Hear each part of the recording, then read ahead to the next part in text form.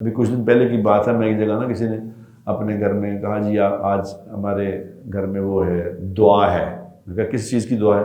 کہ جی ہماری شادی ہو رہی ہے بچے کی، تو اس کی دعا پہ آپ نے ایک دن آ کے بیان کرنا ہے.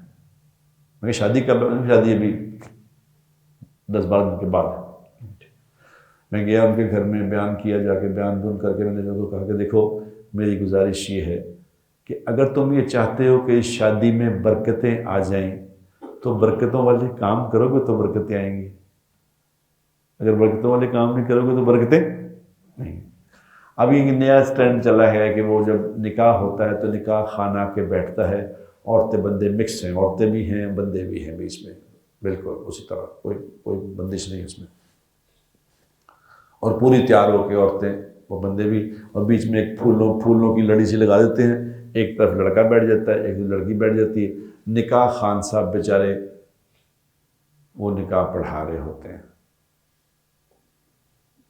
میں نے کہا ایسا نہ کرنا، ایسا ظلم نہ کرنا، کچھ بھی نہیں ہوتا، اس سے کیا ہو جائے گا؟ اب تو اللہ کی نافرمانی، عورتیں بیچ میں بندے بھی بیچ میں. جو عورتیں وہ بیچاری اپنا شادی پہ جو کپڑے پہن کے آتی ہیں، وہ جو بندے کی جس کی ان پہ نگاہ پڑے گی ان سب کے عذاب میں آپ کا حصہ ہوگا. سمجھو اس بات کو. اگر تم نے مکس گیدرنگ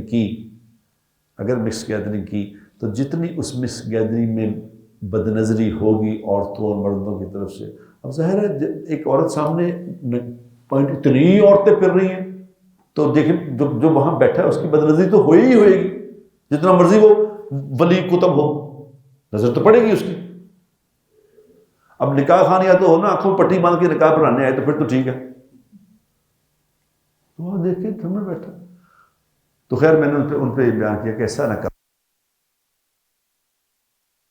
شادی کے موقع پہ کہتے ہیں آج شادی کا خوشی کا موقع ہے، میں نے آج کسی کو ناراض نہیں کرنا، جو کوئی کہتا ہے یا جو مانگتا ہے دے دو اس کو، سب کو راضی کرو، آج نکاح ہے. لیکن میں کہا افسوس کی بات ہے کہ اس دن سب کو راضی کرنے کی نیت کرتے ہو، صرف اللہ کو ناراض کرنے کی نیت کرتے ہو. اللہ کو ناراض کرنا ہے، باقی سب کو راضی کرنا ہے، اور کوئی نہیں سن رہا اس بات. میں نے اس دن گھنٹہ وہاں بیان کیا، تو اس کے بعد اگلے دن ان کا نکاح تھا، تو اس میں نکاح میں اللہ کے نکاح ہے جی آنا. وہ بڑے لاہور کے بڑے مفتی صاحب ہیں، وہ تشریف لائے تھے نکاح پڑھانے کے لیے. اب وہ نکاح میں جب میں گیا تو بالکل سب کچھ وہی، اسی طرح ہی وہ پھول سے لگے ہوئے، اسی طرح لڑکا ادھر لڑکی ادھر، اسی طرح عورتیں مردیں تیار ہو گئے، اسی طرح کوئی بات ہی نہیں.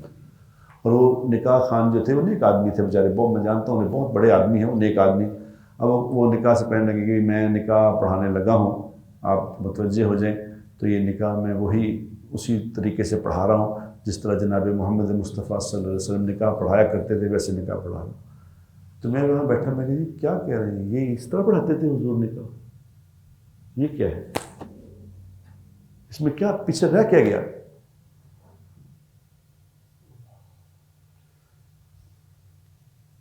40% ہو گئی ہے ڈائیورس ریشو. لڑکیاں جاتی بعد میں واپس پہلے آ جاتی ہیں. اور اس نکاح کی تقریب کے بعد کہہ رہے ہوتے ہیں کہ دعا کرائیں اللہ ان میں ایسی محبت نصیب فرمائے جیسی امی عائشہ اور حضور میں محبت تھی، جیسی آپا فاطمہ اور حضرت علی رضی اللہ تعالیٰ محبت تھی. اللہ ان کو ایسی محبت نصیب فرمائے. نہ یہ دعا اوپر جاتی ہے، نہ یہ کس کو کچھ فرشتہ لیتا ہے، یہ دعا واپس منہ پہ آ کے ماری جاتی ہے. کسی سے مجھے یہ کہے نا کہ یہ طریقہ کاری جو آپ کر رہے ہیں یہ ٹھیک ہے. اگر تو کوئی کہہ دینا کہ ہاں یہ ٹھیک ہے، میں کہوں جی ٹھیک. سارے کہہ رہے ہیں غلط ہے، مگر ایسا ہی کریں گے. پھر اس کے بعد اگر اللہ کا عذاب آئے تو پھر اللہ کا عذاب تو حق بجانے کا. کیا خیال ہے آپ کا؟ اس کے بعد اگر بچی 2 مہینے بعد گھر واپس آ جائے تو ٹھیک آئیے، پھر کیا ہے؟